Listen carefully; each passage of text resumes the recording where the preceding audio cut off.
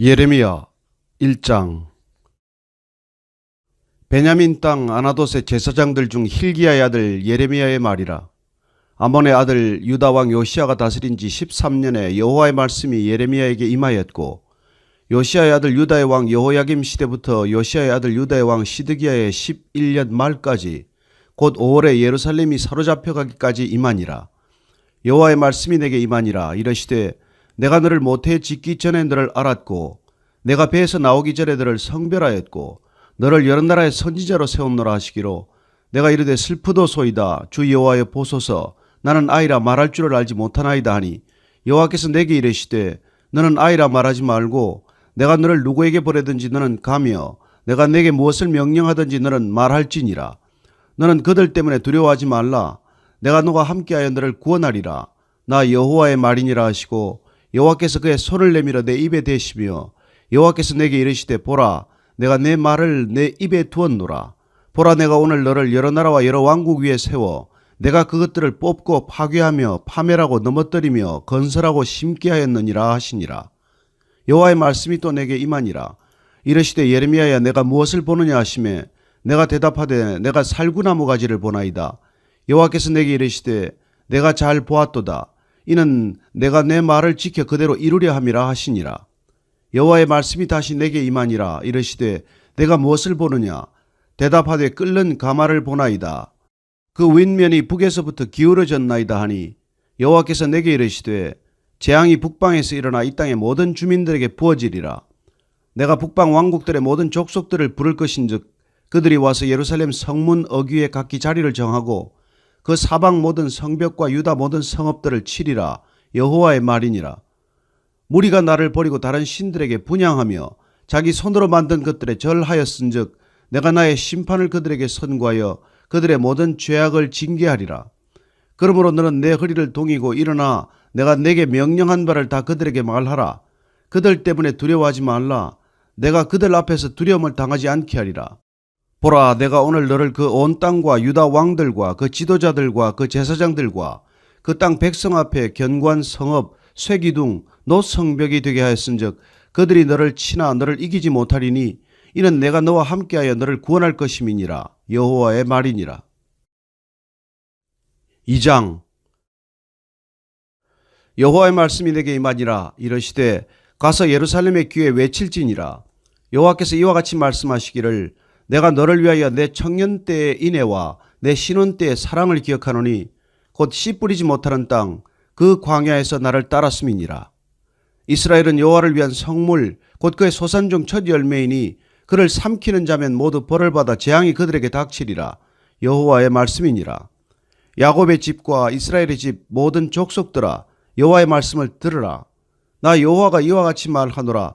너희 조상들이 내게서 무슨 불의함을 보았기에 나를 멀리하고 가서 헛된 것을 따라 헛되이 행하였느냐. 그들이 우리를 애굽 땅에서 인도하여 내시고 광야 곧 사막과 구덩이 땅, 건조하고 사망에 그늘진 땅, 사람이 그곳으로 다니지 아니하고 그곳에 사람이 거주하지 아니하는 땅을 우리가 통과하게 하시던 여호와께서 어디 계시냐 하고 말하지 아니하였도다. 내가 너희를 기름진 땅에 인도하여 그것의 열매와 그것의 아름다운 것을 먹게 하였거늘 너희가 이리로 들어와서는 내 땅을 더럽히고 내 기업을 역겨운 것으로 만들었으며, 제사장들은 여호와께서 어디 계시냐 말하지 아니하였으며, 율법을 다루는 자들은 나를 알지 못하며, 관리들도 나에게 반역하며, 선지자들은 바알의 이름으로 예언하고 무익한 것들을 따랐느니라. 그러므로 내가 다시 싸우고 너희 자손들과도 싸우리라. 여호와의 말씀이니라. 너희는 기띔 섬들에 건너가 보며 게달에도 사람을 보내 이 같은 일이 있었는지를 자세히 살펴보라. 어느 나라가 그들의 신들을 신 아닌 것과 바꾼 일이 있느냐. 그러나 나의 백성은 그의 영광을 무익한 것과 바꾸었도다. 너 하늘아, 이 일로 말미암아 놀랄지어다. 심히 떨지어다. 두려워할지어다. 여호와의 말씀이니라. 내 백성이 두 가지 악을 행하였나니, 곧 그들이 생수에 그는대는 나를 버린 것과 스스로 웅덩이를 판 것인데, 그것은 그 물을 가두지 못할 터진 웅덩이들이니라. 이스라엘이 종이냐 시종이냐 어찌하여 포로가 되었느냐. 어린 사자들이 그를 향하여 부르짖으며 소리를 질러 그의 땅을 황폐하게 하였으며, 그의 성읍들은 불타서 주민이 없게 되었으며, 놉과 다바네스의 자손도 내 정수리를 상하였으니, 내 하나님 여호와가 너를 길로 인도할 때에 내가 그를 떠남으로 이를 자취함이 아니냐. 내가 시올에 물을 마시려고 애굽으로 가는 길에 있으면 어찌 됨이며 또 내가 그 강물을 마시려고 아수르로 가는 길에 있으면 어찌 됨이냐. 내 악이 너를 징계하겠고 내 반역이 너를 책망할 것이라. 그런즉 내 하나님 여호와를 버림과 내 속에 나를 경외함이 없는 것이 악이요 고통인 줄 알라. 주 만군의 여호와의 말씀이니라. 내가 옛적부터 내 멍에를 꺾고 내 결박을 끊으며 말하기를 나는 순종하지 아니하리라고 모든 높은 산 위에서와 모든 푸른 나무 아래에서 너는 몸을 굽혀 행음하도다. 내가 너를 순전한 참종자 곧 귀한 포도나무로 심었거늘 내게 대하여 이방 포도나무의 악한 가지가 되면 어찌 됨이냐. 주 여호와의 말씀이니라. 내가 잿물로 스스로 씻으며 내가 많은 비누를 쓸지라도 내 죄악이 내 앞에 그대로 있으리니 내가 어찌 말하기를 나는 더럽혀지지 아니하였다. 바알들의 뒤를 따르지 아니하였다 하겠느냐. 골짜기 속에 있는 내 길을 보라. 내 행한 바를 알 것이니라. 발이 빠른 암낙타가 그의 길을 어지러이 달리는 것과 같았으며 너는 광야에 익숙한 덜 암나귀들이 그들의 성욕이 일어남으로 헐떡거림 같았도다. 그 발전기에 누가 그것을 막으리요. 그것을 찾는 것들이 수고하지 아니하고 그 발전기에 만나리라. 내가 또 말하기를 내 발을 제어하여 벗은 발이 되게 하지 말며 목을 가라게 하지 말라 하였으나 오직 너는 말하기를 아니라 이는 헛된 말이라. 내가 이방 신들을 사랑하였은즉 그를 따라가겠노라 하도다. 도둑이 붙들리면 수치를 당함같이 이스라엘 집 곧 그들의 왕들과 지도자들과 제사장들과 선지자들이 수치를 당하였느니라. 그들이 나무를 향하여 너는 나의 아버지라 하며 돌을 향하여 너는 나를 낳았다 하고 그들의 등을 내게로 돌리고 그들의 얼굴은 내게로 향하지 아니하다가 그들이 환난을 당할 때에는 이르기를 일어나 우리를 구원하소서 하리라. 너를 위하여 내가 만든 내 신들이 어디 있느냐. 그들이 내가 환난을 당할 때 구원할 수 있으면 일어날 것이니라. 유다여 너의 신들이 너의 성읍 수와 같도다. 너희가 나에게 대항하면 어찌 됨이냐. 너희가 다 내게 잘못하였느니라. 여호와의 말씀이니라. 내가 너희 자녀들을 때린 것이 무익하면 그들이 징계를 받아들이지 아니함이라. 너희 칼이 사나운 사자같이 너희 선지자들을 삼켰느니라. 너희 이 세대여 여호와의 말을 들어보라. 내가 이스라엘에게 광야가 되었었느냐 캄캄한 땅이 되었었느냐. 무슨 이유로 내 백성이 말하기를 우리는 노였으니 다시 주께로 가지 아니하겠다 하느냐. 처녀가 어찌 그의 패물을 잊겠느냐. 신부가 어찌 그의 예복을 잊겠느냐. 오직 내 백성은 나를 잊었나니 그 날 수는 셀 수 없거늘 내가 어찌 사랑을 얻으려고 내 행위를 아름답게 꾸미느냐. 그러므로 내 행위를 악한 여자들에게까지 가르쳤으며 또 내 옷단에는 죄 없는 가난한 자를 죽인 피가 묻었나니 그들이 담구멍을 뚫었기 때문이 아니라 오직 이 모든 일 때문이니라.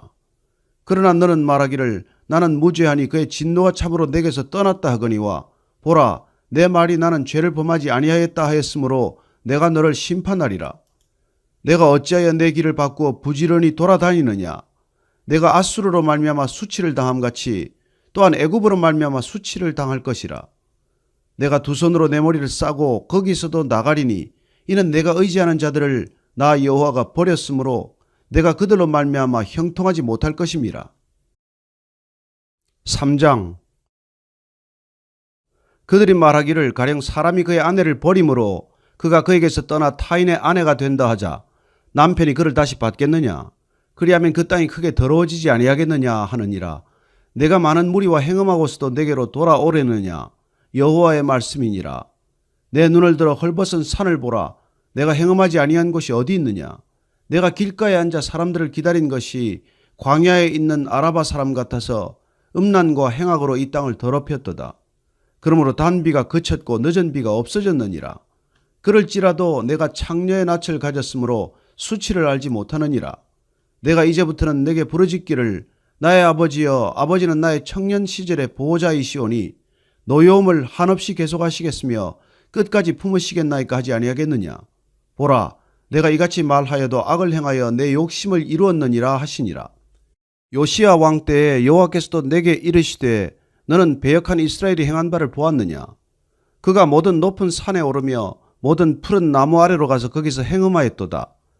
그가 이 모든 일들을 행한 후에 내가 말하기를 그가 내게로 돌아오리라 했으나 아직도 내게로 돌아오지 아니하였고 그의 반역한 자매 유다는 그것을 보았느니라. 내게 배역한 이스라엘이 간음을 행하였으므로 내가 그를 내쫓고 그에게 이혼서까지 주었으되 그의 반역한 자매 유다가 두려워하지 아니하고 자기도 가서 행음함을 내가 보았노라. 그가 돌과 나무와 더불어 행음함을 가볍게 여기고 행음하여 이 땅을 더럽혔거늘 이 모든 일이 있어도 그의 반역한 자매 유다가 진심으로 내게 돌아오지 아니하고 거짓으로 할 뿐이니라. 여호와의 말씀이니라. 여호와께서 내게 이르시되 배역한 이스라엘은 반역한 유다보다 자신이 더 의로움이 나타났나니 너는 가서 북을 향하여 이 말을 선포하여 이르라. 여호와께서 이르시되 배역한 이스라엘아 돌아오라. 나의 노한 얼굴을 너희에게로 향하지 아니하리라. 나는 긍휼이 있는 자라. 노를 한없이 품지 아니하느니라. 여호와의 말씀이니라. 너는 오직 내 죄를 자복하라. 이는 내 하나님 여호와를 배반하고 내 길로 달려 이방인들에게로 나아가 모든 푸른 나무 아래로 가서 내 목소리를 듣지 아니하였음이라. 여호와의 말씀이니라. 여호와의 말씀이니라. 배역한 자식들아 돌아오라. 나는 너희 남편임이라. 내가 너희를 성읍에서 하나와 족속 중에서 둘을 택하여 너희를 시온으로 데려오겠고 내가 또 내 마음에 합한 목자들을 너희에게 주리니 그들이 지식과 명철로 너희를 양육하리라. 여호와의 말씀이니라. 너희가 이 땅에서 번성하여 많아질 때는 사람들이 여호와의 언약궤를 다시는 말하지 아니할 것이요 생각하지 아니할 것이요 기억하지 아니할 것이요 찾지 아니할 것이요 다시는 만들지 아니할 것이며 그때 예루살렘이 그들에게 여호와의 보좌라 일컬음이 되며 모든 백성이 그리로 모이리니 곧 여호와의 이름으로 말미암아 예루살렘에 모이고 다시는 그들의 악한 마음에 완악한 대로 그들이 행하지 아니할 것이며 그때 유다 족속이 이스라엘 족속과 동행하여 북에서부터 나와서 내가 너희 조상들에게 기업으로 준 땅에 그들이 함께 이르리라. 내가 말하기를 내가 어떻게 하든지 너를 자녀들 중에 두며 허다한 나라들 중에 아름다운 기업인 이 귀한 땅을 내게 주리라 하였고 내가 다시 말하기를 너희가 나를 나의 아버지라 하고 나를 떠나지 말 것이니라 하였노라. 그런데 이스라엘 족속아 마치 아내가 그의 남편을 속이고 떠나감 같이 너희가 확실히 나를 속였느니라. 여호와의 말씀이니라. 소리가 헐벗은 산 위에서 들리니 곧 이스라엘 자손이 애곡하며 간구하는 것이라. 그들이 그들의 길을 굽게 하며 자기 하나님 여호와를 잊어버렸음이로다. 배역한 자식들아 돌아오라. 내가 너희의 배역함을 고치리라 하시니라. 보소서 우리가 주께 왔사오니 주는 우리 하나님 여호와의 시민이이다. 작은 산들과 큰 산 위에서 떠드는 것은 참으로 헛된 일이라. 이스라엘의 구원은 진실로 우리 하나님 여호와께 있나이다. 부끄러운 그것이 우리가 청년의 때로부터 우리 조상들의 산업인 양떼와 소떼와 아들들과 딸들을 삼켜 싸운 즉 우리는 수치 중에 눕겠고 우리의 치욕이 우리를 덮을 것이니 이는 우리와 우리 조상들이 청년의 때로부터 오늘까지 우리 하나님 여호와께 범죄하여 우리 하나님 여호와의 목소리에 순종하지 아니하였음이니이다. 골로새서 3장 1절로 12절까지 말씀 한 목소리로 같이 읽겠습니다. 시작. 그러므로 너희가 그리스도와 함께 다시 살리심을 받았으면 위의 것을 찾으라. 거기는 그리스도께서 하나님 우편에 앉아 계시느니라. 위의 것을 생각하고 땅의 것을 생각하지 말라. 이는 너희가 죽었고 너희 생명이 그리스도와 함께 하나님 안에 감추어졌습니다. 우리 생명이신 그리스도께서 나타나실 그때에 너희도 그와 함께 영광 중에 나타나리라. 그러므로 땅에 있는 지체를 죽이라. 곧 음란과 부정과 사욕과 악한 정욕과 탐심이니 탐심은 우상 숭배니라. 이것들로 말미암아 하나님의 진노가 임하느니라. 너희도 전에 그 가운데 살 때는 그 가운데서 행하였으나 이제는 너희가 이 모든 것을 벗어버리라. 곧 분함과 노여움과 악의와 비방과 너희 입에 부끄러운 말이라. 너희가 서로 거짓말을 하지 말라. 옛사람과 그 행위를 벗어버리고 새 사람을 입었으니 이는 자기를 창조하신 이의 형상을 따라 지식에까지 새롭게 하심을 입은 자니라. 거기에는 헬라인이나 유대인이나 할레파나 무할레파나 야만인이나 스쿠디아인이나 종이나 자유인이 차별이 있을 수 없나니 오직 그리스도는 만유시요 만유 안에 계시니라. 아멘. 구원에 관한 오늘 11번째 말씀입니다. 사실 구원의 섭리에서부터 시작하면 12번째 말씀이죠. 언제 저 구원을 끝내려나 그렇게 생각할지 모르겠습니다만은, 예. 오늘 이 말씀으로 구원 시리즈 말씀을 매듭을 지을까 합니다. 사람 다 누구나 죽습니다. 그러나 다 죽는다는 사실 앞에서 전혀 상반된 생각을 가지고 살아요. 어떤 사람은 죽음이 끝이다. 죽으면 뭐가 있냐. 죽으면 뭐 다지 뭐. 이렇게 생각하고 살아가는 사람들이 많습니다. 그러나 믿음을 가지고 사는 사람들은 전혀 다른 생각을 합니다. 죽음은 새로운 시작이다. 죽음은 영원으로 들어가는 입구다. 그리고 그래서 죽음을 두려워하지 않고 죽음을 기대하거나 죽음을 소망하거나 심지어 죽음을 바라기까지 한다는 것입니다. 죽음이라는 동일한 사실 앞에서 이렇게 상반된 생각을 갖게 되는 이유는 무엇입니까? 하나님 때문에 그래요. 하나님을 믿는 사람, 하나님을 거부하는 사람의 갈림길은 이렇듯 죽음 앞에서 확연히 갈라지는 것이죠. 그래서 어제 우리는 김승용 형제의 죽음 앞에서 천국 환송 예배를 가졌습니다. 그분을 천국으로 하나님 나라로 기쁘게 이렇게 배웅한다는 것이죠. 송별해드리는 그런 축복의 자리라고 저희들은 믿고 그렇게 보내드렸습니다. 왜 유족들이 슬프지 않겠습니까? 왜 슬픔 가운데 있지 않겠습니까? 그 가족들이 여기 와서 마지막 그 아버지가 기도하던 자리에서 눈물로 같이 한번 기도하고 화장지로 떠났습니다. 그럼에도 불구하고 어떤 분들은 제게 그런 얘기를 해요. 김승용 형제는 좋겠다. 먼저 가서 좋겠다. 그리고 그 고백이야말로 바로 구원받은 백성들의 증거라고 하는 것입니다. 먼저 떠나는 것이 좋겠다. 여기가 아니라 그곳에 있는 게 좋겠다. 그 생각을 하는 이유가 무엇이냐는 것이죠. 어쩌면 여기가 아니라 거기에 있고 싶다라는 말은 맞기도 하고 틀린 말이기도 해요. 구원이란 하나님께서 부르시고 택하시고 의롭다 하시고 자녀를 삼으시고 양자 삼으시고 그리고 그 자녀를 끝까지 영광의 자리로 초청하는 그 전 과정을 구원이라고 할 때 우리가 이미 하나님 나라의 백성이 된 이상 이미 우리는 구원을 살고 있는 것이고 구원받았다는 과거의 시점에서부터 날마다 구원을 누리고 있다는 현재 시제를 거쳐서 구원이 완성되는 미래를 향해서 나아가고 있다는 이 구원의 3시제, 세 시제를 우리가 모두 경험하고 있는 사람들이에요. 그런 면에서 여러분들은 구원받았다는 것이 어떤 것인지를 지금까지 줄곧 우리가 살펴본 것이죠. 그래서 구원을 모르는 사람, 구원이 없다고 하는 사람들과는 확연히 다른 삶을 살 수밖에 없는 이유, 왜 우리는 구원 때문에 구원이 주는 놀라운 능력에 붙들린 삶을 사는지 그걸 지금까지 우리가 쭉 살펴본 것입니다. 도대체 구원받은 게 뭔가? 도대체 구원받고 우리는 어떻게 살아야 할 것인가? 어떻게 우리의 삶은 변화되는가? 아니 실제로 우리의 삶은 어떻게 변했는가에 관한 그런 간증들을 우리가 수없이 보고 있는 것이죠. 김성용 형제만 하더라도 구원받았기 때문에 그는 구원의 담대한 믿음으로 마지막 시간까지를 살아냈고 그리고 그 떠나는 아버지, 떠나는 남편을 기쁘게 슬픔 가운데서도 떠나보낼 수 있는 까닭은 구원에 대한 믿음 때문이라는 것입니다. 오늘 우리가 읽은 이 골로새서 말씀은 이 구원의 끝에 관한 얘기예요. 여러분 구원은 우리가 이미 받았다는 측면에서는 과거지만 날마다 구원 백성으로 산다는 측면에서는 현재지만 그러나 예수님께서 초대하시는 예수님께서 계신 바로 그곳에서 우리가 입성할 때 그 구원은 하나님 앞에서 완성이 된다는 것입니다. 우리는 이 땅에서 구원을 알고 있고 구원을 살고 있지만 그러나 하나님이 계신 그 면전 앞에서의 구원에 비한다면 이거는 한낱 그림자에 불과하다는 것입니다.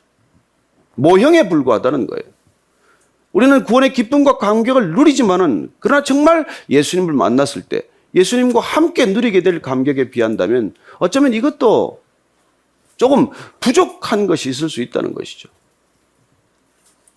그래서 우리는 그렇게 구원이 날마다 이루어져가는 과정을 지난주에 우리는 성화, 거룩해지는 과정, 날마다 우리와는 이 땅의 성품과는 다른 성품으로 빚어지는 삶을 성화의 과정으로 말씀을 드렸고 그 성화의 끝은 무엇이냐는 것이죠. 마치 터널 끝에 빛이 있듯이 우리가 이 구원의 터널을 지나가면 마지막 끝에 이르는 끝은 무엇이라고 말해야 옳습니까? 그걸 영광이라고 말한다는 것입니다.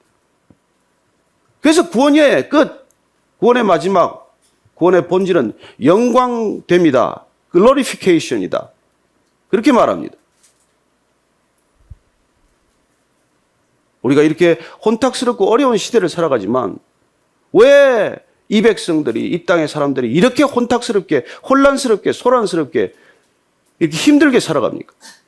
여러분, 이 구원의 끝, 영광에 대한 빛을 우리가 못 보았기 때문이에요. 우리가 진정 그 빛을 우리가 보았다면 우리는 어둠 속에 헤매지 않습니다. 플라톤의 동굴의 비유를 보면 플라톤의 동굴에 있는 그 죄수가 밖에 나가서 빛을 보았어요. 빛을 본 사람은 다시 동굴로 돌아오고 싶지 않습니다. 동굴로 돌아온다면 이유는 하나예요. 동굴 안에 있는 죄수들, 어둠 밖에 모르는 죄수들, 그 죄수들을 밖으로 인도하기 위한 목적 하나뿐이에요. 빛을 보았는데, 빛 가운데 걸었는데 왜 어둠 속으로 다시 돌아오겠습니까? 이유는 단 하나죠. 빛을 모르는 사람, 빛이 없다고 하는 사람, 그 사람들에게 진정한 빛이 있다는 것을, 빛의 세계를 알려주기 위해서 다시 어둠을 찾은 이유 하나밖에 없는 것이죠. 오늘 저는 여러분들이 이 골로새서 말씀을 통해서 한번 우리가 진정한 빛으로 향해 가는 여정에 대해서 한번 다시 정리가 되었으면 합니다. 오늘 그 정리를 위해서 한번 1절, 2절 말씀 같이 읽을까요? 시작. 그러므로 너희가 그리스도와 함께 다시 살리심을 받았으면 위의 것을 찾으라. 거기는 그리스도께서 하나님 우편에 앉아 계시느니라. 위의 것을 생각하고 땅의 것을 생각하지 말라. 여러분, 오늘도 구원받은 사람이 있고 세례받은 분들이 있습니다. 그 세례를 받았으면 어떻게 살자는 것입니까? 그리스도와 함께 다시 살리심을 받은 삶이 시작이 되면 이제 더 이상 땅의 것을 생각하지 말고 위의 것, 하늘의 것, 영원한 것을 생각하라고 말씀하십니다. 어떻게 해야 터널 끝에 이르겠습니까? 터널 끝을 바라보고 걸어가야 한다는 것입니다. 어떻게 해야 그 터널 끝에 있는 빛을 누리겠습니까? 끝까지 완주해야 한다는 것이죠. 터널을 빠져나가, 그리고 그 터널 끝에 있는 빛 가운데로 걸어나가는 것, 그리고 그 빛을 우리는 하나님의 영광이라고 부르는 것이죠. 우리는 구약을 통해서 그 영광이 드러나는 것을 보았습니다. 성경 전체는 하나님의 영광에 관한 말씀들이 많이 기록이 되어 있어요. 이스라엘 백성들은 시내 산에 임한 하나님의 영광을 보았습니다. 성막에 가득한 하나님의 임재, 하나님의 현현, 하나님의 영광을 보았습니다. 이스라엘 백성들이 구름 기둥과 불 기둥을 통해서 광야 40년을 지날 때 그들은 하나님의 영광에 붙들린 자들이었습니다. 그들은 홍해를 지날 때, 요단강을 건널 때, 홍해가 갈라지고 요단 강물이 멎을 때 그들은 하나님의 영광을 보았어요. 여리고 성이 무너질 때 그 영광을 경험했습니다. 그럼에도 불구하고 정작 그 백성들이 하나님을 떠나 우상을 섬기기 시작했을 때 솔로몬 성전에 가득했던 그 영광은 떠나버리고 말았습니다. 하나님의 영광은 사라지고 말았습니다. 선지자들의 경고에도 불구하고 예언자들의 경고에도 불구하고 그들이 우상 숭배에 빠지고 음란에 빠지고 그랬을 때 결국은 하나님의 영광을 스스로 떠나버리는 그런 결과를 맞고 마는 것이죠. 신약 시대란 무엇입니까? 예수님이 이 땅에 오셨다는 것은 무엇입니까? 예수님이 이 땅에 오심으로 그 하나님의 현현, 하나님의 영광은 말씀이 되신 육신, 성육신의 사건 가운데 있다고 말합니다. 사도 요한이 그 성육신의 사건을 통한 하나님의 영광의 임재를 우리에게 분명하게 가르쳐주고 있습니다. 우리 요한복음 전에 말씀을 같이 나누었지만 한 번 더 기억해 보시면서 그 말씀을 찾아보십시다. 1장 14절 말씀 한 목소리로 한번 같이 읽겠습니다. 시작. 말씀이 육신이 되어 우리 가운데 거하심에 우리가 그의 영광을 보니 아버지의 독생자의 영광이요 은혜와 진리가 충만하더라. 사도 요한이 하는 이 땅에 오신 하나님, 이 땅에 오신 예수 그리스도의 말씀을 통한 현현, 거기에서 그는 하나님의 영광, 우리가 더 이상 볼 수 없었다고 생각했던 그 영광이 가득한 것을 보기 시작한 것이죠. 저는 여러분들이 하나님의 말씀 가운데 예수님께서 우리에게 가르쳐 주신 말씀, 행하라고 하신 그 말씀 가운데 하나님의 영광이 있음을 다시 한번 기억할 수 있게 되기를 바랍니다. 저는 이 교회, 베이직 교회 성도들 한 분 한 분들이 말씀에 붙들려서 그 말씀의 영광의 빛 가운데로 걸어가면서 담대함을 경험하고 그리고 새로운 삶을 결단하고 그리고 죽음마저 두려워하지 않는 그 놀라운 영광의 자리로 나아가는 것을 바라봅니다. 저는 여러분들이 이 행진을 멈추지 않게 되기를 바랍니다. 끝까지 완주할 수 있게 되기를 바랍니다. 그리고 다윗도 이 빛을 보았어요. 다윗의 시편을 보면 제가 한번 읽어드릴게요. 다윗은 시편 27편 4절에서 이렇게 말합니다. 내가 여호와께 바라는 한 가지 일, 그것을 구하리니 곧 내가 내 평생에 여호와의 집에 살면서 여호와의 아름다움을 바라보며 그의 성전에서 사모하는 그것이라. 그래 그는 광야를 전전하고 어려운 시절을 겪고 또는 왕궁에서 왕의 자리에 오르긴 했지만 그 일평생 사모한 것은 왕궁도 아니요, 그리고 이 땅의 집이 아닙니다. 그는 허물어질 집이 아니라 영원한 하나님의 집을 사모하는 사람이었습니다. 시편 23편 6절에서도 말합니다. 내가 여호와의 집에 영원히 거하리로다. 그의 꿈은 이 땅의 집이 아니에요. 이 땅에 여러분 100평 1000평 사는 게 뭐가 대단합니까? 그리고 그는 영원한 하나님의 땅, 하나님의 집, 하나님의 하늘, 그걸 늘 그리워하는 사람이었다는 것이죠. 그래서 그가 온갖 실수에도 불구하고, 우리보다 더 많은 실수와 우리보다 더 많은 죄악에도 불구하고 하나님의 마음에 꼭 드는 사람이라고 말합니다. 우리 눈으로 보면은 우리보다 더 큰 죄인이 뭐가 하나님 눈에 들겠습니까? 그러나 그 마음의 중심이 늘 하나님을 향해 있기 때문에, 하나님을 사모하고 있기 때문에, 하나님을 목마른 사슴이 찾아서 헤매듯이, 목마른 사슴이 그렇게 물 한 방울 찾아 헤매듯이 그렇게 하나님을 갈망하는 마음, 영혼을 사모하는 마음, 그 마음을 하나님께서는 받으셨다는 것입니다. 그 마음이 영광을 바라보는 눈이에요. 영광을 사모하는 마음입니다. 나는 비록 어둠에 거할지라도 하나님을 사모하는 그 마음을 하나님께서는 기쁘게 받으신다는 것이죠. 위의 것을 생각하라, 그 하늘만 쳐다보라는 것입니까? 아니에요. 위의 것을 바라는 것은 여러분 하나님을 추구하라는 것이죠. 하나님을 갈망하라는 말씀입니다. 자, 그럼 이렇게 하나님을 갈망하는 삶은 어떻게 사는 것입니까? 3절 말씀 같이 읽을까요? 시작. 이는 너희가 죽었고 너희 생명이 그리스도와 함께 하나님 안에 감추어졌습니다. 하나님을 추구하는 삶은 어떤 행위, 행동에 근거한 삶이라기보다는 우리의 태도, 우리가 기억해야 하는 삶의 기준을 말합니다. 우리가 무언가를 기억하고 살 때 우리는 진정으로 하나님을 추구하는 삶이 되는 것이죠. 첫 번째가 뭡니까? 너희가 죽었다는 것을 기억하라는 거예요. 여러분, 진정한 영광을 향한 삶, 진정 하나님을 추구하는 삶은 여러분 자신이 죽었다는 데서 시작하라는, 그걸 기억하라는 것입니다. 오늘 세례받은 분들 기억하십시오. 이제 나는 죽었다는 것을 기억하십시오. 여러분, 죽지 않고 새 생명이 시작되지 않습니다. 그러나 정말 죽습니까? 기회가 닿으면 불끈불끈 옛 성격이 드러나겠죠. 그건 죽지 않은 내 옛 생명을 말하는 것입니다. 그러나 우리가 새 생명이 급속히 자라면 내 옛 생명이, 옛 목숨이, 육신의 습관이 현저하게 사라지는 것을 경험할 것입니다. 그러나 내가 새 생명을 달가워하지 않고 옛날로 돌아오고자 한다면 내 안에 있는 새 생명이 오히려 비실비실 시들어가겠죠. 여러분, 몸 안에 암세포가 급격히 자라나면 내 생명이 죽지 않습니까? 우리 안에 새 생명이 급속히 자라나면 옛 생명은 점점 소멸되게 돼 있어요. 그러나 그 새 생명을 우리가 소중히 여기지 않고 위의 것을 생각하지 않고 계속해서 땅의 것만을 우리가 추구하고 땅의 것만을 집착한다면 우리는 우리 안에 온 그 새 생명을 죽이는 결과가 될 거예요. 여러분, 신앙은 내가 죽는 것, 거기서 시작한다는 것이죠. 사도 바울이 그래서 어떻게 고백합니까? 내가 그리스도와 함께 십자가에 못 박혔나니 그런 적 이제는 내가 산 것이 아니요 내 안에 그리스도께서 사신 것이라. 그렇게 고백하는 것이죠. 그게 쉬웠겠습니까? 그게 쉬웠으면 그가 나이 든 그 노년에도 그가 그렇게 내가 날마다 죽노라고 고백하겠어요? 여러분, 한 번 죽어 끝났으면 그가 왜 날마다 죽노라고 고백하겠습니까? 한 번 죽어 모든 게 다 일사천리로 잘 진행이 됐으면 왜 그런 고백을 하겠어요?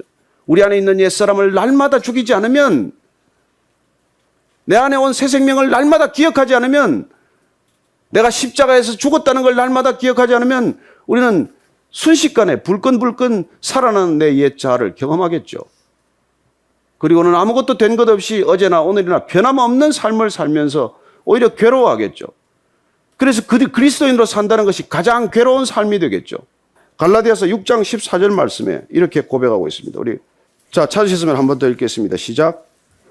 그러나 내게는 우리 주 예수 그리스도의 십자가 외에 결코 자랑할 것이 없으니 그리스도로 말미암아 세상이 나를 대하여 십자가에 못 박히고 내가 또한 세상을 대하여 그러하니라. 그가 자랑할 게 왜 없었겠습니까? 그러나 그는 구원을 받고 나서 구원받은 백성으로 살면서 자랑할 것이라고는 단 한 가지 십자가밖에 없다는 것을 고백하는 것이죠. 십자가란 무엇입니까? 그는 오늘 이렇게 정의해 줍니다. 십자가란 내가 세상에 대하여 못 박히는 거고 세상이 나를 대하여 못 박히는 것이라고 말합니다. 여러분, 십자가를 우리가 통과했다면, 십자가에 죽었다면 세상 것들에 대해서 죽었다는 것입니다. 땅의 것들에 대해서 죽었다는 거예요. 그런데도 우리가 불구하고 여전히 땅의 것들을 갈망하기 때문에 세상 사람들이 우리를 조롱거리로 보는 것이죠. 너희들이 나하고 뭐가 다르냐? 하나님의 성전에서도 땅의 것만을 생각한다면 이걸 성전으로 만드는 것이냐? 왜 땅의 것에 지금도 여전히 집착을 하고 그렇게 땅의 것만을 생각하고 사느냐? 그렇게 땅의 것만을 생각하고 산다면 그리스도인으로 산다는 것보다 더 불쌍한 삶이 없다고 그는 우리에게 알려주고 있는 것이죠. 고린도전서 15장 19절 말씀을 제가 읽어드릴게요. 만일 그리스도 안에서 우리가 바라는 것이 다만 이 세상의 삶뿐이라면 모든 사람 가운데 우리가 더욱 불쌍한 자이리라. 여러분, 이게 세상을 우리가 조롱하는 이유예요. 너희들 진짜 불쌍하다. 하나님 믿는다고 살면서 정말 그렇게 사는 게 너무 불쌍하다는 거예요. 여러분, 이런 얘기를 듣는 시대입니다, 지금. 왜요? 우리가 진정 추구해야 할 가치를 놓쳤으니까. 우리가 진정 바라보아야 할 것을 바라보지 않으니까. 위의 것을 바라보라고 하는데도 불구하고 우리는 여전히 땅의 것만을 바라보니까. 그러니 땅의 것만 바라보고 사는 사람들이 웃는 것이죠. 가끔 가다가 쟤들은 하늘을 왜 쳐다보나? 그렇게 웃겠죠.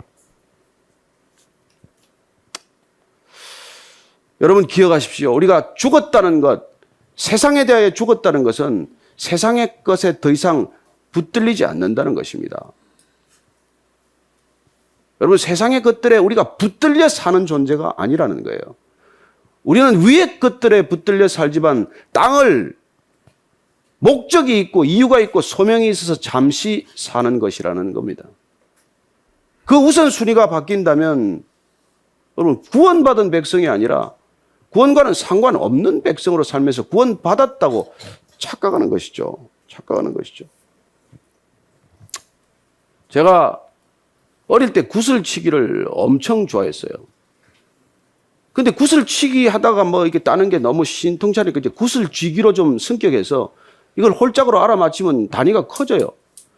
그래서 그 구슬쥐기를 열심히 잘해가지고 동네 구슬을 다 땄습니다. 그래서 그냥 구슬을 얼마나 땄든지 나중에 구슬 세는 것도 포기했어요. 근데 어느 날 학교 갔다 왔더니 구슬이 다 사라졌어요. 얼마나 놀랐겠습니까? 저희 어머님이 모두 그걸 재래식 화장실에다가 다, 여러분 재래식 화장실 알죠? 거기다가 모든 구슬을 다 쏟아부었어요. 제가 얼마나 땅을 치고 통곡했는지 모릅니다. 근데 어느 날 이제 그 재래식 화장실이 이제 정기적으로 그걸 이렇게 다 치는 날이 있습니다. 우리 집에 화장실 치는 날, 청소하는 날에 동네 아이들이 다 모였습니다. 전부 장례식 행렬처럼 다 늘었었어요. 일부 아이들은 그 화장실을 치는 동안 눈물을 흘렸습니다. 왜냐하면 자기 거라고 생각했던 구슬이 거기 다 있기 때문입니다. 그리고 언젠가는 되찾을 수 있다는 꿈이 이제 사라졌기 때문입니다. 여러분, 그 구슬을 보고 우는 거나 여러분들이 우리가 저금 통장 보고 우는 거나 무슨 큰 차이가 있습니까? 저는 제가 그 구슬치기에서 제가 구슬에 졸업했기 때문에 일본 출장을 그렇게 자주 다녀도 빠찡코 쇠구슬에 손을 대지 않았습니다. 이미 구슬에 대해서 죽었기 때문이에요. 제가 라스베가스를 가도 더 이상 칩에 손을 대지 않았어요. 뭐 구슬이나 칩이나 마찬가지죠. 왜냐하면 제가 구슬에 죽고 그런 것에 죽었기 때문입니다. 더 이상 그게 그걸 하지 않아요. 그래요. 지금 아이들이 제 친구들이나 그 당시에 같이 구슬치기 했던 친구들이 모이면 지금도 그걸 생각하면서 가슴이 아프다, 눈물을 흘리고 그렇게 하겠습니까? 지금은 웃고 얘기할 뿐이에요. 어쩌면 우리가 이 땅에서 귀하다는 것, 소중하다는 것, 내가 추구하는 그 모든 것들이 그런 재래식 화장실에 빠져버린 구슬과 무슨 차이가 있어요? 저는 여러분들이 정말 이 세상이 쥐고 사는 것들의 실체를 정확히 분별한다면은, 그리고 그것들이 사라진 날, 우리가 먼 훗날 하나님 앞에서 웃고 지낼 것이라는 것을 만약에 우리가 믿을 수만 있다면, 볼 수만 있다면, 기억할 수만 있다면 더 이상 이 땅에서 그렇게 살지 않습니다. 여러분, 어린 시절에 구슬 하나만 가지고도 그런 깨달음을 얻는데, 여러분들이 이 말씀 가운데 그런 깨달음이 없다면 이 말씀은 무슨 능력이 있는 말씀입니까? 이걸 아무리 읽은들 무슨 소용이 있어요? 사는 게 달라지지 않는다면. 그리고 두 번째 기억해야 될 것은 너희 생명이 그리스도와 함께 하나님 안에 감추어졌다는 것입니다. 이 생명은 하나님 안에 감춰진 생명이에요. 그리스도 때문에 우리가 얻은 생명, 그리스도와 함께 얻은 생명, 그리스도와 함께 얻은 이 새 생명은 하나님 안에 감춰졌다. 하나님 안에 비밀이에요. 근데 모르는 비밀이 아니에요. 몰라서 감춰졌다는 게 아닙니다. 이 새 생명이 눈에 보이지 않지만 하나님께서 지키시기 때문에 감춰졌다는 거예요. 여러분, 감춰두는 이유는 뭡니까? 그 새 생명은 하나님께서 지키시는 생명이라고 말합니다. 그 생명은 죽지 않는 생명이에요. 그 생명은 영원한 생명입니다. 그 생명을 우리가 받았다는 거예요. 그 생명 받는 것이 구원이라는 것입니다. 그래요, 우리가 그 생명 안에서 우리의 옛 생명은 죽어가는 것을 경험하고 그 생명은 하나님께서 지키는 놀라운 새 생명이기 때문에 여러분, 우리는 육신의 생명조차도 우습게 봐요. 제가 얼마 전에 그 101살 먹는 할아버지가 나와서 축구공을 차요. 축구공을. 대단하죠. 그냥 그 건강을 관리하기 위해서 얼마나 노력을 하는지 몰라요. 여러분, 101살에 병원 신세 안 지고 축구공 찬다는 게 얼마나 큰 복입니까? 그래요. 그러나 그 복도 영원한 생명의 복에 비하면 지극히 작은 복이라는 것입니다. 그래서 바울이 디모데에게 그렇게 일러주는 거예요. 예? 디모데전서 4장 8절 말씀 여러분들 읽어드릴게요. 육체의 연단은 약간의 유익이 있으나 경건은 범사에 유익하니 금생과 내생에 약속이 있느니라. 여러분, 이 땅에 건강하게 사는 것 조금 유익이 있습니다. 운동하십시오. 건강하십시오. 조금 유익이 있어요. 그러나 여러분들이 경건하기를 힘쓰고 거룩한 성화의 삶을 살고 그리고 영광을 바라보며 사는 삶은 여러분 금생에 뿐만 아니라 내세에 영원한 유익이 있다는 거예요. 여러분, 잠깐의 유익과 영원한 유익이 비교가 됩니까? 여러분, 그 육체의 유익을 해서 그렇게 건강하면 여러분 좋은 일하고 삽니까? 괜히 안 갈 때 가더라고요. 육체가 건강하면 차라리 못 갈 때를 가고 말이죠. 가서 안 될 짓을 하고 말이죠. 어디를 그렇게 다니면서 이상한 일을 그렇게 많이 해가지고 온 가족들을 힘들게 만들고 집집마다 분란을 일으켜놓고 그게 무슨 유익이에요?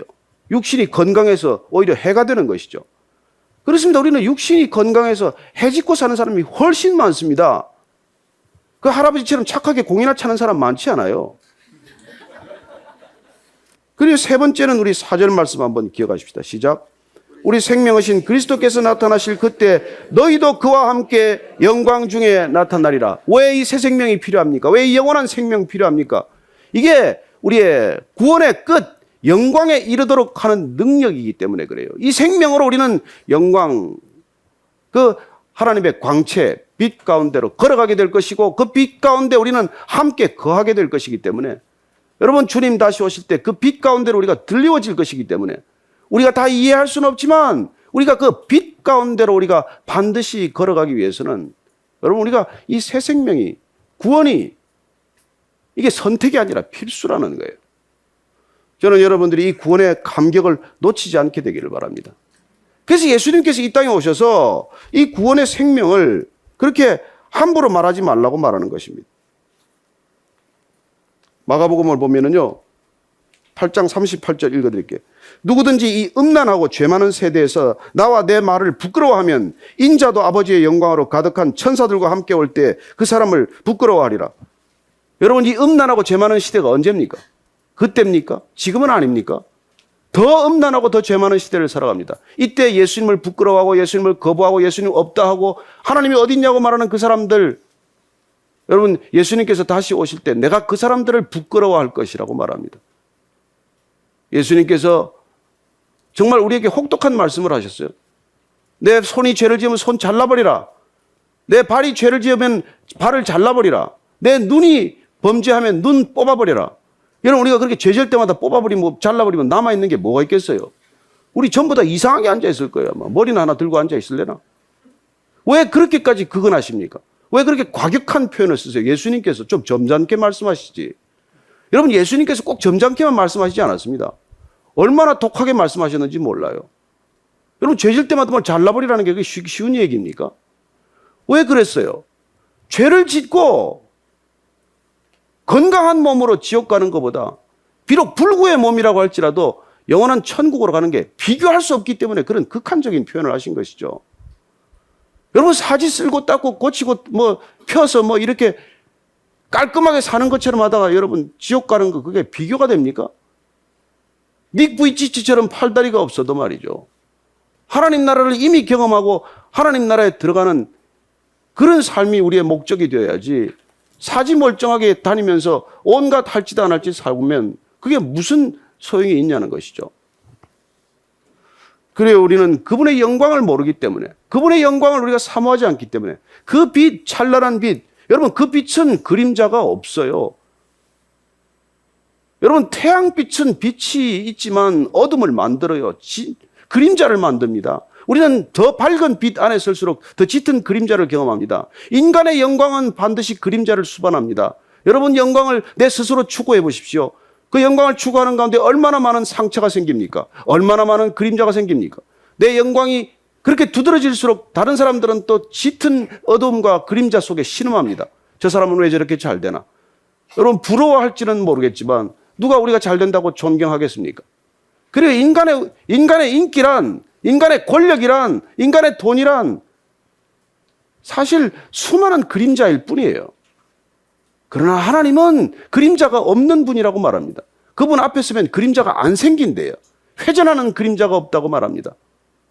그게 진정한 영광이에요. 그래서 하나님의 영광 앞에서는 인간이 누구도 고개를 들지 못하는 것이죠. 그런 영광을 우리가 사모하면, 여러분, 그러면 우리가 5절 이하 이게 쉬워진단 말이죠. 자, 5절 6절 한번 더 읽겠습니다. 시작. 그러므로 땅에 있는 지체를 죽이라. 곧 음란과 부정과 사욕과 악한 정욕과 탐심이니 탐심은 우상 숭배니라. 이것들로 말미암아 하나님의 진노가 임하느니라. 땅에 있는 지체를 죽이라. 땅에 있는 지체. 몸의 일부라도 그걸 죽여야 된다는 거예요. 그게 음란해진다면, 그게 부정하고 욕심과 악한 정욕과 탐심을 일으킨다면 그걸 죽여야 한다는 거예요. 여러분, 이것도 과격한 표현 아닙니까? 몸을 잘라버리라는 것과 같은 표현이에요. 그게 그렇게 우리를 음란하게 만들고 우리를 악한 정욕으로 몰고 간다면 그거 없애버리라는 거예요. 그래요, 어쩌면 우리는 탐욕스러운 것들도 차라리 그렇게 우리가 죄 짓는 것은 순진한 편이에요. 죄 안 짓는 것처럼 하면서 우리는 사람들을 음해하고 사람들의 뒷말하고 사람들을 괴롭히고 본인이 직접 나가서 싸우지 않고 다른 사람들을 싸우게 만들고 분란을 만들고 시기하게 만드는 거, 이건 여러분 아주 더 교활하고 간교한 악독함이에요. 왜 그런 짓을 합니까? 오늘 그 이유를 분명하게 알려주고 있습니다. 그게 우리 안에 있는 탐심이라는 거예요. 그게 우리 안에 있는 탐욕이라는 거예요. 그 탐욕은 우상 숭배라는 것입니다. 우리는 순진하게 무슨 우리가 점집에 안 찾아다녀요. 우리는 순진하게 무슨 부적 안 가지고 다닙니다. 그래서 우리가 우상 숭배 안 하는 거예요? 아니에요. 우리는 더 교묘하게 우상 숭배를 한다는 것입니다. 남을 시기하고 남을 질투하고 어떻게든지 우리는 뒷말하고. 왜 그게 우상 숭배예요? 그게 탐욕에서 비롯된 것이기 때문에 나를 드러내고자 하고 내가 좀 더 대접을 받아야 되고. 여러분, 이 교회까지 와서 우리가 더 대접받을 게 무엇입니까? 그럼에도 불구하고 이 교회에서 내가 더 대접받고자 한다면 우리는 탐욕에 사로잡혀 있는 것이죠. 베이직 교회가 세상에서 제일 큰 교회 되게 해주세요. 여러분, 그게 탐욕이지 무슨 뭐예요 그게? 이 성전하고 비교할 수 없는 베드로 성당 같은 거 하나 주십시오. 자칫하면 그것도 탐욕이죠. 그 모든 것은 우리가 하나님의 이름으로 포장된 탐욕이고 하나님의 이름으로 추구하는 우상 숭배예요. 우리는 그런 시대를 살고 있는 것이죠. 그래서 바울은 계속해서 말합니다. 7절, 8절, 9절 말씀이에요. 시작. 너희도 전에 그 가운데 살 때는 그 가운데서 행하였으나 이제는 너희가 이 모든 것을 벗어버리고 곧 분함과 노여움과 악의와 비방과 너희 입에 부끄러운 말이라. 너희가 서로 거짓말을 하지 말라. 옛사람과 그 행위를 벗어버리라. 그래, 옛날에는 그럴 수 있다. 어릴 때는 그럴 수 있다. 미숙할 때는 그럴 수 있다. 그러나 지금은 그 모든 것들을 벗어버리라는 것이죠. 여러분, 새 사람이 된다는 건 무엇입니까? 옛옷 벗고 헌옷 벗고 새 옷 갈아입는 거예요. 여러분, 새 옷 입으면 아깝지 않습니까? 왜 헌옷으로 또 돌아가려고 해요? 새 옷 입은 사람들은 고깃집에만 가도 벗어놓더만. 그걸 벗어놓고 고기 냄새라도 배일까 싶어서 그걸 옆에 두고 그렇게 고기를 구워 드시더만요. 그래요. 새 옷 하나가 그렇게 아깝다면, 우리가 새 사람을 입었다면, 구원받고 새 사람이 되었다면 우리가 어떻게 옛사람처럼 살겠냐는 것이죠. 예? 그 얘기죠. 그런데 여전히 우리가 화내고 벌컥 화를 내고 걸핏하면 남의 비방하고 입에 부끄러운 말을 올리고 서로 거짓말하고 그러지 말라는 것이죠. 단호하게. 왜요? 새 사람을 입었기 때문에. 10절 11절 말씀입니다. 시작. 새 사람을 입었으니 이는 자기를 창조하신 이의 형상을 따라 지식에까지 새롭게 하심을 입은 자니라. 거기에는 헬라인이나 유대인이나 할레파나 무할레파나 야만인이나 스구디아인이나 종이나 자유인이 차별이 있을 수 없나니 오직 그리스도는 만유시요 만유 안에 계시느니라. 우리가 예수 그리스도가 전부다. 이게 그리스도인의 고백이에요. 이 땅의 것들 가지고 경험하고 살아봤지만 이거 별거 아니라는 거 우리가 다 깨닫고 나서 우리가 정말 인생의 주인이 되시고 영혼의 거처가 되시는 그 하나님 나라를 바라보면서 그 하나님 나라의 태양보다도 더 밝은 빛, 사도 바울이 경험했듯이 다메섹 도상에서 경험했듯이 해보다 더 밝은 빛 가운데 우리가 거할 때 그림자도 없고 어둠도 없는 그곳, 그 진정한 영광, 그 영광을 맛보기 위해서 우리는 삶의 모든 것들이 하나씩 하나씩 새롭게 바뀌어가는 것을 경험하는 것이죠. 저는 오늘 세례받은 분들을 포함해서 우리 모두가 정말 이 영광, 이 찬란한 빛, 저 높은 곳을 향해서 우리가 이 땅을 한 걸음 한 걸음 걸어갈 수 있게 되기를 바랍니다. 땅에 살지만은 땅을 살지 않습니다. 땅에 속하지 않았습니다.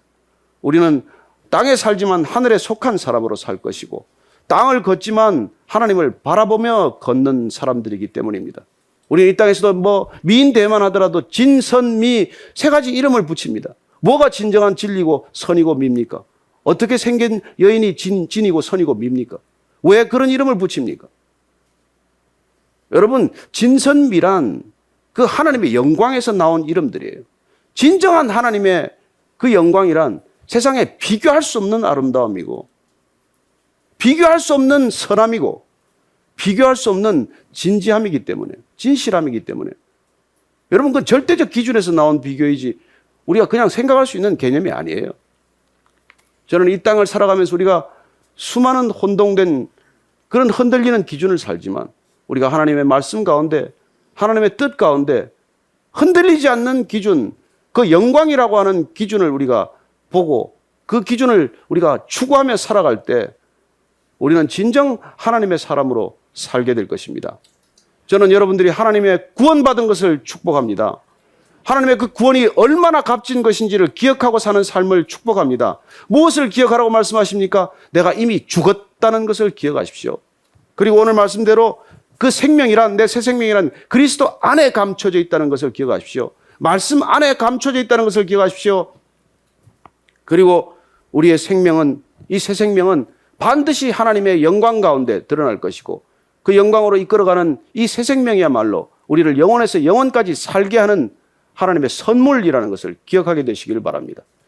같이 오늘 정말 기도할 때 하나님, 이 구원 시리즈를 마치면서 진정한 구원받은 백성으로 살게 하시되 하나님, 이 새 생명으로 주님의 영광에 이르게 하여 주옵소서. 이 성화의 과정, 비록 고난이라고 하더라도 이 고난, 잠시 겪는 고난, 영광의 무거움에 비한다면 지극히 가벼운 이 고난을 넉넉히 이기는 우리 모두가 되게 하여 주옵소서. 그렇게 한번 기도하겠습니다.